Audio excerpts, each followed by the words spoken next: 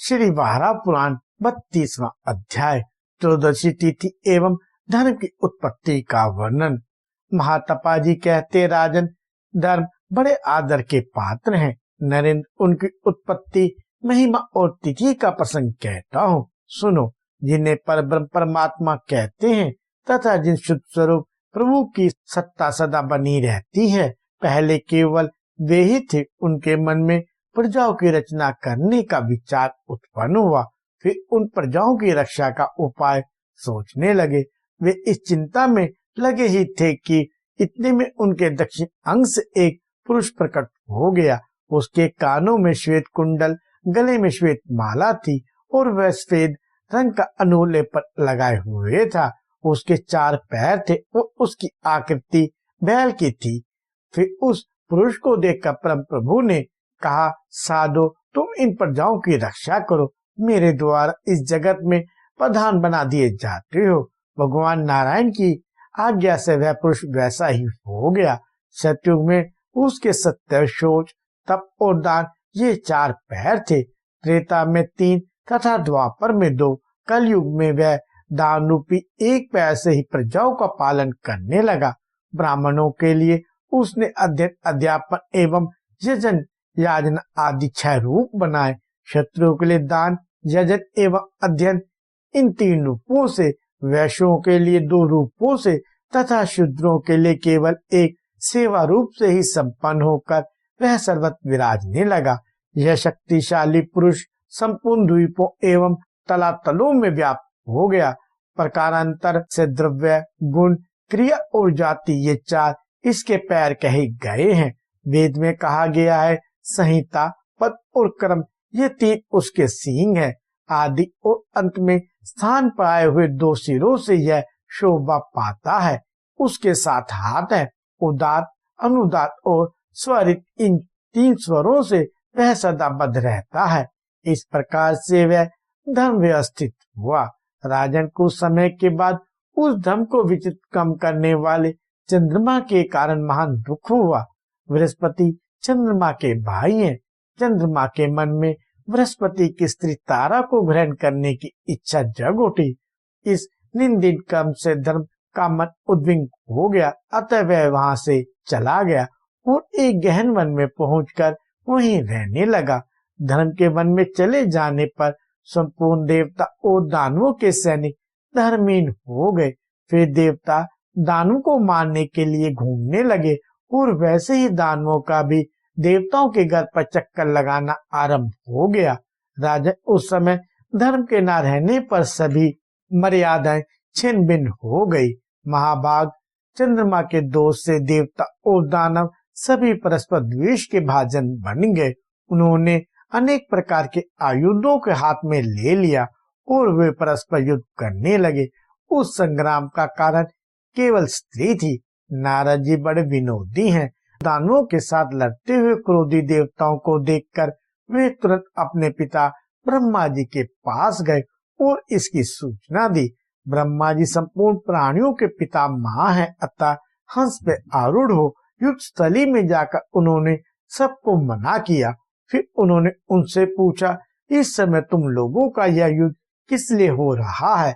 तो उन सब ने उत्तर दिया, भगवान, यह चंद्रमा ही सभी अनर्थों का कारण है। यह अपनी बुद्धि से इस लड़के को अपना बताता है।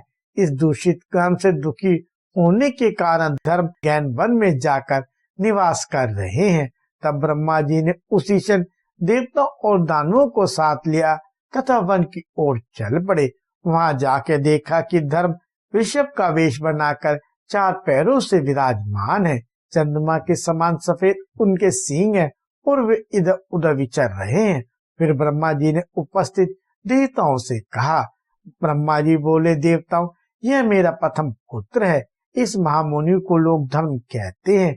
भाई के भाई से अवैध राग करने वाले चंद्रमा के व्यवहार से इसे अत्यंत व्यथा हो रही है। अतः तुम सभी देवता और दानव अब इसे संतुष्ट करने का प्रयत्न करो, जिसके फलस्वरूप पुनः संपूर्ण सुरों एवं असुरों की स्थिति हो जाए। राजन, उस समय ब्रह्मा जी के वचन से देवता और दानवों को धर्म की बातें विदित हो गई। उन्हें बड़ा हर्ष हुआ। अतएव सब लोग चंद्रमा के समान स्वच्छ बनने वाले धर्म की स्तुति करने में तत्पर हो गए। देवताओं ने कहा, जगत की रक्षा करने वाले महाभाग, तुम्हारा वन चंद्रमा के समान उज्जवल है, तुम्हें बार बार नमस्कार है। देव रूप धारण करने वाले प्रभु, तुम्हारी कृपा से स्वर्ग का मार्ग दिख जाता है। तुम कर्मार्ग के स्वरूप हो तथा सब जगह विराजते हो, तुम्हें बार बार नमस्कार है। पृथ्वी के पालक तथा तीनों लोकों के रक्षक एकमात्र तुम ही हो। जनलोक, तपोलोक तथा सत्यलोक सभी तुमसे सुरक्षित रहते हैं। स्थावर एवं जंगम कोई भी प्राणी ऐसा नहीं है जो तुम्हारे बिना स्थित रह सके। तुम्हारे अभाव में तो यह जगत तुरंत ही नष्ट हो सकता है। तुम संपूर्ण प्राणियों की आत्मा हो। सज्जन पुरुषों के हृदय में सत स्वरूप धारण कर तुम शोभा पाते हो। राजस पुरुषों में राजस और तामस पुरुषों में तामस रूप तुम्हारा ही है। तुम्हारे 4 चरण हैं, चारों वेद तुम्हारे सींग है, 3 नेत्र तुम्हारी शोभा बढ़ाते हैं, हाथों की संख्या 7 है, तुम 3 बंधन वाले हो। ऐसे विषम रूपी प्रभु, तुम्हें नमस्कार है। देव, तुम्हारी अनुपस्थिति में हम विपदगामी एवं मूर्ख बन गए हैं। तुम हमारे परम आश्चर्य हो, अतः हमें सन्मार्ग बताने की कृपा करो। जब इस प्रकार देवताओं ने स्तुति की तो प्रजापालक धर्म, जो विषभ के रूप से पधारे थे, संतुष्ट हो गए। उनका मन प्रसन्न हो गया। फिर तो उनके शांत स्वरूप नेत्र ने उन्हें सन्मार्ग बता दिया। उनकी केवल दृष्टि पड़ने से ही वे देवता धार्मिक नेत्र से देखने लगे। एक क्षण में ही उनका अज्ञान नष्ट हो गया।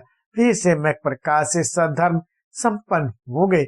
असुरों की स्थिति भी वैसे ही हो गई।